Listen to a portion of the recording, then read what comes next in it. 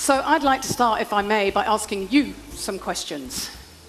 If you've ever lost someone you truly love, ever had your heart broken, ever struggled through an acrimonious divorce, or been the victim of infidelity, please stand up. If standing up isn't accessible to you, you can put your hand up.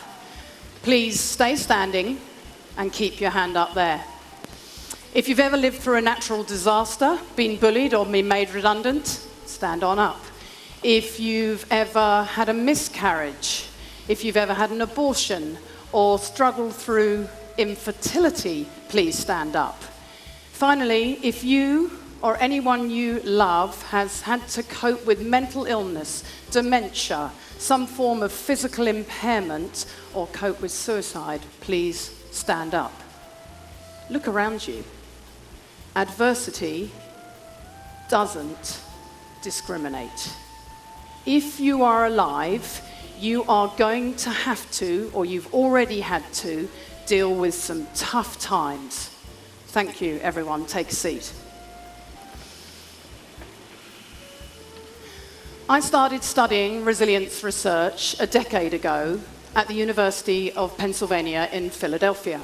It was an amazing time to be there because the professors who trained me had just picked up the contract to train all 1.1 million American soldiers to be as mentally fit as they always have been physically fit. As you can imagine, you don't get a much more skeptical, discerning audience than the American drill sergeants returning from Afghanistan. So for someone like me, whose main quest in life is trying to work out how we take the best of scientific findings out of academia and bring them to people in their everyday lives, it was a pretty inspiring place to be. I finished my studies in America and I returned home here to Christchurch to start my doctoral research. I'd just begun that study when the Christchurch earthquakes hit. So I put my research on hold and I started working with my home community to help them through that terrible post-quake period. I work with all sorts of organizations, from government departments to building companies and all sorts of community groups, teaching them the ways of thinking and acting that we know boost resilience. I thought that was my calling, my moment to put all of that research to good use. But sadly, I was wrong. For my own true test came in 2014 on Queen's birthday weekend. We and two other families had decided to go down to Lake Ohau and bike the Alps to Ocean. At the last minute, my beautiful 12-year-old daughter, Abby, decided to hop in the car with her best friend, Ella, also 12, and Ella's mum, Sally, a dear, dear friend of mine. On the way down, as they travelled through Rukaya on Thompson's track, a car sped through a stop sign, crashing into them and killing all three of them instantly. In the blink of an eye, I find myself flung to the other side of the equation, waking up with a whole new identity. Instead of being the resilience expert, suddenly I'm the grieving mother, waking up not knowing who I am, trying to wrap my head around unthinkable news, my world smashed to smithereens. Suddenly I'm the one on the end of all this expert advice, and I can tell you, I didn't like what I heard one little bit. In the days after Abby died, we were told we were now prime candidates for family estrangement, that we were likely to get divorced and we were at high risk of mental illness. Wow, I remember thinking, thanks for that. I thought my life was already pretty shit. Leaflets describe the 5 stages of grief: anger, bargaining, denial, depression, acceptance. Victim support arrived at our door and told us that we could expect to write off the next 5 years to grief. I know the leaflets and the resources meant well, but in all of that advice, they left us feeling like victims, totally overwhelmed by the journey ahead and powerless to exert any influence over our grieving whatsoever. I didn't need to be told how bad things were. Believe me, I already knew things were truly terrible. What I needed most was hope. I needed a journey through all that anguish, pain, and longing. Most of all, I wanted to be an active participant in my grief process. So I decided to turn my back on their advice and decided instead to conduct something of a self-experiment. I'd done the research, I had the tools. I wanted to know how useful they would be to me now in the face of such an enormous mountain to climb. Now, I have to confess at this point, I didn't really know that any of this was going to work. Parental bereavement is widely acknowledged as the hardest of losses to bear. But I can tell you now, 5 years on, what I already knew from the research, that you can rise up from adversity, that there are strategies that work, that it is utterly possible to make yourself think and act in certain ways that help you navigate tough times. There is a monumental body of research on how to do this stuff. Today I'm just going to share with you 3 strategies. These are my go-to strategies that I relied upon and saved me in my darkest days. They're 3 strategies that underpin all of my work, and they're pretty readily available to us all. Anyone can learn them. You can learn them right here today. So number 1, resilient people get that shit happens. They know that suffering is part of life. This doesn't mean they actually welcome it in. They're not actually delusional. Just that when the tough times come, they seem to know that suffering is part of every human existence. And knowing this stops you from feeling discriminated against when the tough times come. Never once did I find myself thinking, why me? In fact, I remember thinking, why not me? Terrible things happen to you just like they do everybody else. That's your life now, time to sink or swim. The real tragedy is that not enough of us seem to know this any longer. We seem to live in an age where we're entitled to a perfect life, where shiny, happy photos on Instagram are the norm, when actually, as you all demonstrated at the start of my talk, the very opposite is true. Number 2, resilient people are really good at choosing carefully where they select their attention. They have a habit of realistically appraising situations and typically managing to focus on the things that they can change and somehow accept the things that they can't.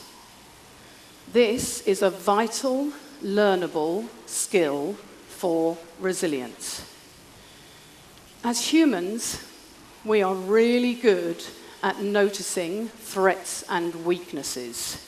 We are hardwired for that negative. We're really, really good at noticing them. Negative emotions stick to us like Velcro, whereas positive emotions and experiences seem to bounce off like Teflon.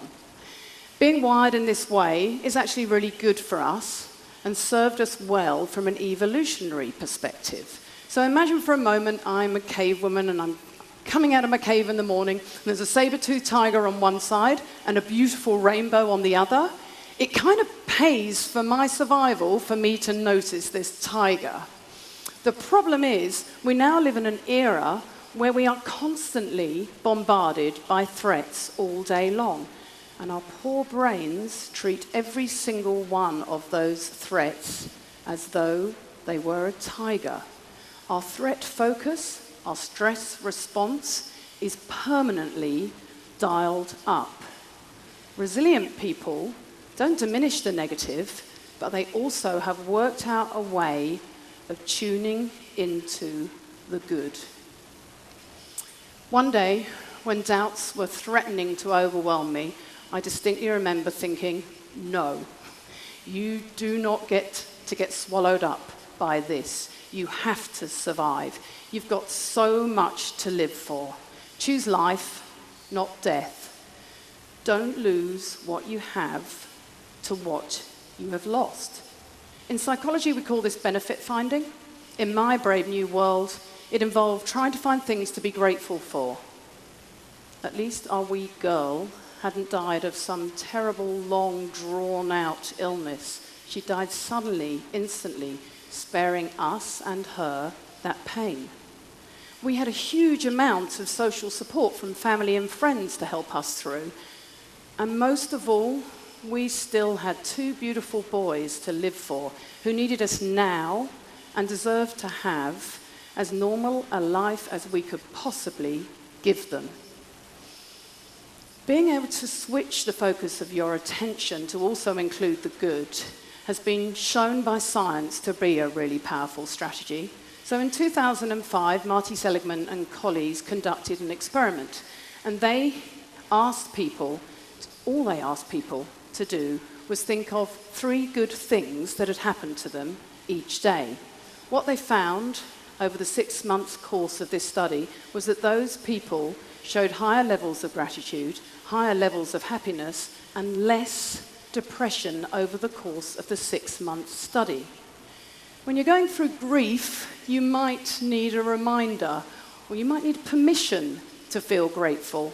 In our kitchen, we've got a bright pink neon poster that reminds us to accept the good. In the American Army, they framed it a little bit differently. They talked to the army about hunting the good stuff. Find the language that works for you, but whatever you do, make an intentional, deliberate, ongoing effort to tune into what's good in your world. Number 3, resilient people ask themselves, is what I'm doing helping or harming me? This is a question that's used a lot in good therapy. And boy, is it powerful. This was my go-to question in the days after the girls died. I would ask it again and again. Should I go to the trial and see the driver? Would that help me, or would it harm me? Well, that was a no-brainer for me. I chose to stay away. But Trevor, my husband, decided to meet with the driver at a later time. Late at night, I'd find myself sometimes poring over old photos of Abby, getting more and more upset. I'd ask myself, really? Is this helping you, or is it harming you? Put away the photos. Go to bed for the night. Be kind to yourself. This question can be applied to so many different contexts.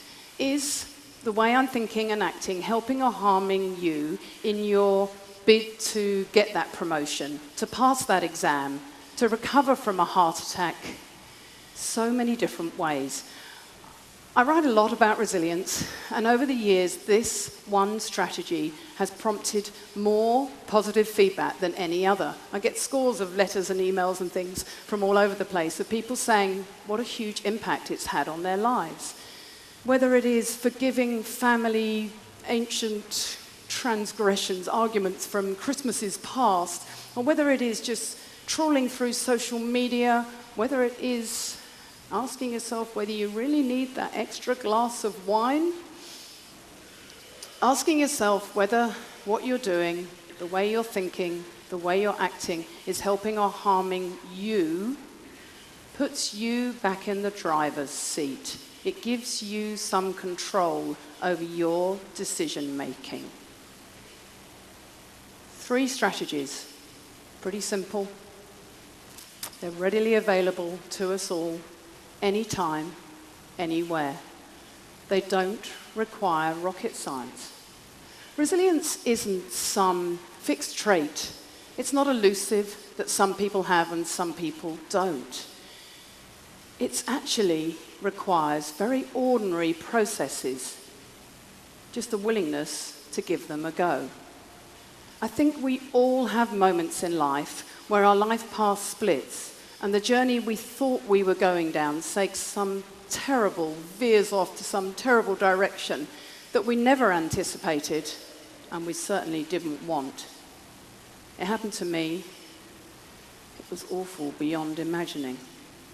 If you ever find yourselves in a situation where you think, there's no way I'm coming back from this, I urge you to lean into these strategies and think again. I won't pretend that thinking this way is easy, and it doesn't remove all the pain. But if I've learned anything over the last 5 years, it is that thinking this way really does help. More than anything, it has shown me that it is possible to live and grieve at the same time. And for that, I will be always grateful. Thank you. Thank you. Thank you.